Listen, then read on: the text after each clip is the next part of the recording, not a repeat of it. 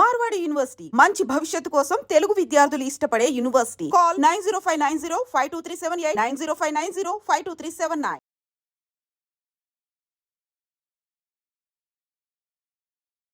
Betting apps ఇది ఇప్పుడు trending అన్నట్టు.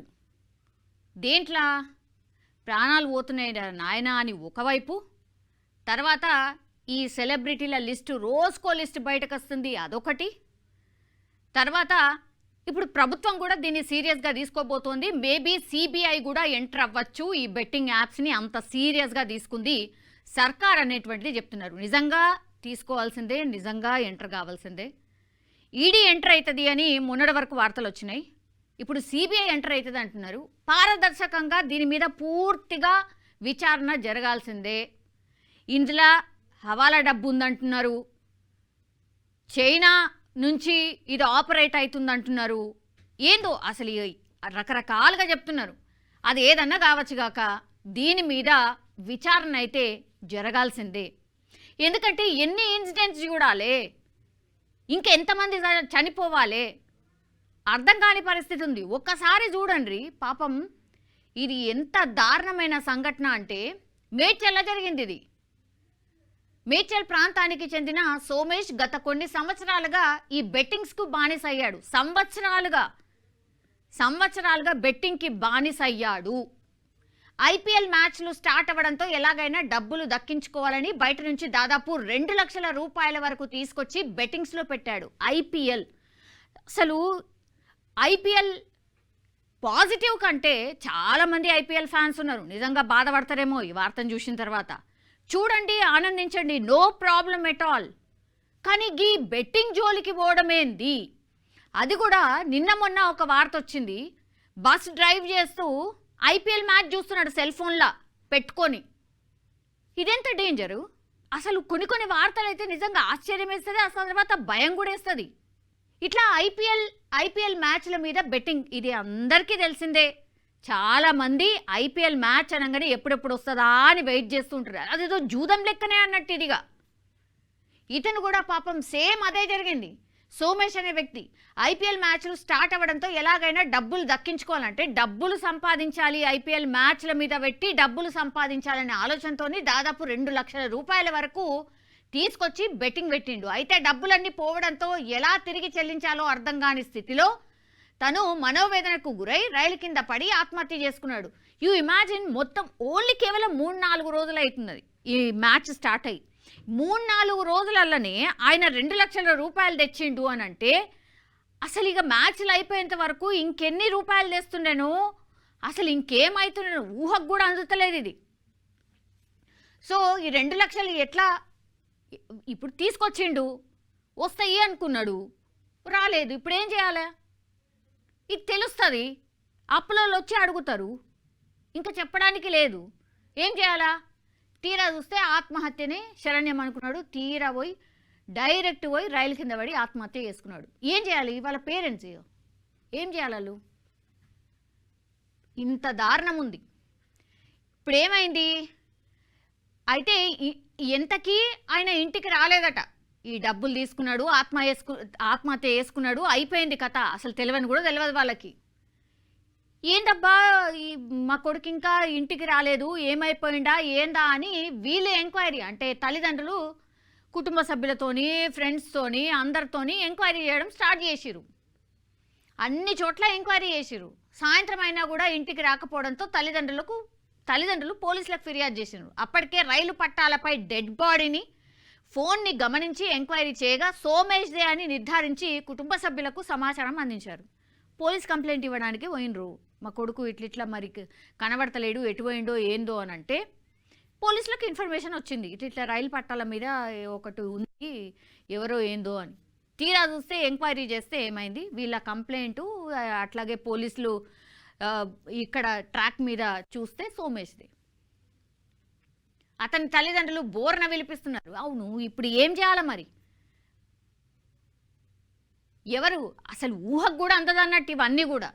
2 లక్షలు ఎలాగైనా చెల్లించే వాళ్ళం, కానీ ప్రాణాలు పోగొట్టుకుంటాడని తాము ఎప్పుడూ అనుకోలేదని బోర్న విలిపించారు. కొడుకు ఎన్ని కోట్ల అప్పు చేసినా నిజంగా తీర్పే అంత కెపాసిటీ ఉండుంటే తల్లిదండ్రులు డెఫినెట్లీ అరే ఏదో ఒకటి చేసి ఎంతో ఏమన్నా ఉంటే అమ్మైనా సరే ఇట్లాంటి అప్పులు తీర్చేస్తారు. కానీ ఇప్పుడు చనిపోవడం అనే డిసిషన్ తీసుకుంటే ఎట్లా మరి?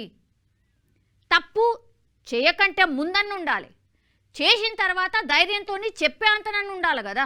ఇప్పుడు నువ్వు ఆత్మహత్య చేసుకుంటేవి, వాళ్ళ పరిస్థితి ఏంది? తల్లిదండ్రుల పరిస్థితి ఏంది? ఇంత దారుణంగా ఎట్లా ఆలోచిస్తున్నారు? గతంలో కూడా గేమ్స్ ఆడుతూ ఉండే, కానీ డబ్బులు పెట్టి ఆడుతున్నాడని ఎప్పుడు కూడా అనుకోలేదని కుటుంబ సభ్యులు చెప్తున్నారు. ఎగ్జాక్ట్లీ పిల్లలు వాళ్ళ ఫోన్లలో అసలు వాళ్ళు ఏం చేస్తున్నారో చాలామంది తల్లిదండ్రులకు అసలు తెలియదు. వాళ్ళు కూడా గదే చెప్తున్నారు. ఆడుతుండే ఇప్పుడు సెల్ ఫోన్లలో ఎవరైనా సరే గేమ్స్ ఆడుతున్నారు అని మనకు కూడా చూస్తాము, కనిపిస్తుంది. డబ్బులు పెట్టి ఆడుతున్నాడు అని తల్లిదండ్రులకు ఇట్లా తెలియనటువంటి సందర్భాలు ఇంకా ఉన్నాయి. ఇది ఒక్కటే కేసు బయటపడ్డది, కానీ చాలా లెక్కలేనన్ని. అదే కదా ఇప్పుడు బాధ. ఇప్పుడు పోలీసులకి ఇట్లా బెట్టింగ్ యాప్స్కి సంబంధించి మేం మోసపోయినామని ఎంతమంది వస్తున్నారో ఆ లెక్క అసలు చెప్పడానికి కూడా లేదట. అంతమంది ఇట్లా బెట్టింగ్ యాప్స్ ద్వారా మా పైసలు పోయినాయి అని పోలీస్ స్టేషన్లో వచ్చి ఫిర్యాదు చేస్తున్నారట. అయ్యో ఈ యాప్లు ఆడినాం మాకు ఇన్ని పోయినాయి, ఈ యాప్లు ఆడినాం ఇన్ని పోయినాయి. ఇట్లాంటి కోకొల్లలు కాదు, కుప్పలు తెప్పలు వస్తున్నాయట. ఏం చేయాలి?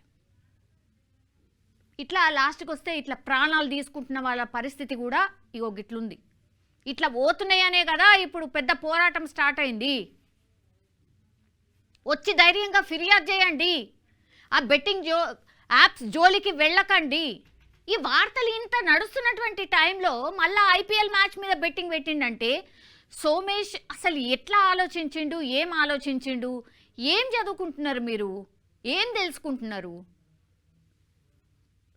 బెట్టింగ్ అంటే ఏమిటో కూడా తెలియనోడికి, ఆన్లైన్ గేమ్స్ మీద అసలే ఇంట్రెస్ట్ లేనోడికి, గ్యాంబ్లింగ్ గురించి ఇంచు కూడా అవగాహన లేనోడికి డబ్బుల మీద ఆశ కల్పించి ఈజీ మనీపై ఇంట్రెస్ట్ పుట్టించినవే ఈ బెట్టింగ్ యాప్స్. ఎగ్జాక్ట్లీ అసలు అటువైపు కూడా కన్నెత్తనోడు, అసలు అటువైపు కూడా చూడనోడు కూడా ఇటువైపు టర్న్ అవుతున్నారు అని అంటే ఆ యాప్స్కి సంబంధించి ఎంత భయంకరంగా ప్రమోషన్ వస్తుంది అనేది దయచేసి ఇందులో చెప్పకనే చెప్తున్నాయి ఈ ఇన్సిడెంట్స్ అన్నీ కూడా.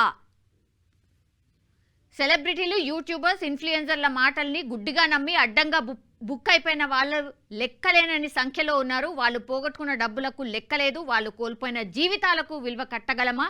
వాళ్ళ నష్టాన్ని ఈ సెలబ్రిటీలు, ఇన్ఫ్లుయెన్సర్స్ పూడ్చగలరా? ఇది అతిపెద్ద ప్రశ్న. ఇప్పుడు చాలామంది అడుగుతున్నటువంటి క్వశ్చన్ కూడా అదే. మా జీవితాలతోని ఆడుకొని ఒక రకంగా పూర్తిగా ఇగో ఇట్లాంటి తల్లిదండ్రుల పరిస్థితి ఇంత దారుణంగా ఇట్లా అవ్వడానికి కారణం కూడా ఈ బెట్టింగ్ యాప్స్, వీటిని ప్రమోట్ చేసినటువంటి సెలబ్రిటీస్. మీరు ఎంతో కొంత డెఫినెట్లీ మీరు తీసుకునే ప్రమోషన్ చేసి ఉంటారు, కానీ వీళ్ళ కన్నీళ్లకు, వీళ్ళ జీవితాలు కోల్పోయిన వాళ్ళకి ఏం ఆన్సర్ చెప్తారు? ఇప్పుడు ఇన్ఫ్లుయెన్సర్స్ అయినా ఎవరైనా సరే కేసులు అయితే కోట్ల చుట్టూ తిరుగుతారు, అదంతా కాదు. మనకు కూడా ఒకటి ఉండాలి కదా, మానవత్వం అనేది కొంతనన్ను ఉండాలి కదా. అది ఉంటే అసలు వీటి జోలికే ఓం కదా.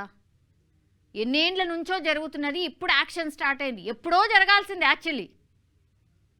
మన దగ్గర అసలు ఈ యాప్స్ నిషేధం అయినా సరే విచ్చల విడిగా ఈ యాప్స్ రోజుకొకటి తీరుగా పుట్టుకొచ్చినాయి. దీని మీద పెద్ద హవాలా డబ్బున్నది అంటున్నారు. తర్వాత ఎవరెవరు ఉన్నారో, ఎవరి హస్తం ఉన్నదో, రోజుకి ఎన్ని కోట్లు చేతులు మారిందో అసలు ఇక లెక్క కూడా లేదు.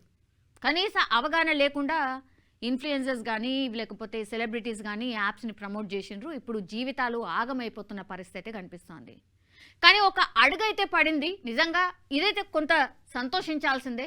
ఒక అడుగైతే డెఫినెట్లీ పడ్డది. ఈ బెట్టింగ్ యాప్స్ కావచ్చు, గేమింగ్ యాప్స్ కావచ్చు, లేకపోతే ఈ ఐపీఎల్ బెట్టింగ్ కావచ్చు, ఇక రకరకాల యాప్స్. ఈ యాప్స్ అసలు ఏడ కూడా కనబడద్దు, ఎక్కడ కూడా కనబడద్దు. మొత్తంగా కూడా ఎట్లా అంటే ఇక బెట్టింగ్ అనే పదం వింటేనే భయపడేలాగా చట్టాలు తేవాలి, అట్లాగే చర్యలు కూడా ఉండాలి.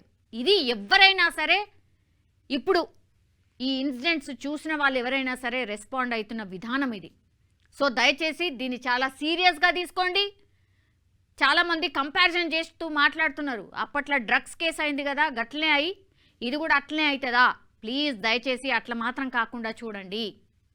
ఎందుకంటే మన రాష్ట్ర సర్కార్ డ్రగ్స్ మీద నిజంగానే ఉక్కుపాదం మోపింది. ఈ మధ్యకాలంలో అసలు ఎక్కడ కూడా అంత ఈజీ ఏం లేదు. ఇంకంతే దొరికితే అంతే సంగతులు. సో ఈ బెట్టింగ్ యాప్స్ మీద కూడా అంతే సీరియస్గా చర్య ఉండాలి. కేంద్రం కూడా ఇన్వాల్వ్ కావాలి. కేంద్రం కూడా దీనిపైన కఠినంగా చర్యలు తీసుకోవాల్సిందే.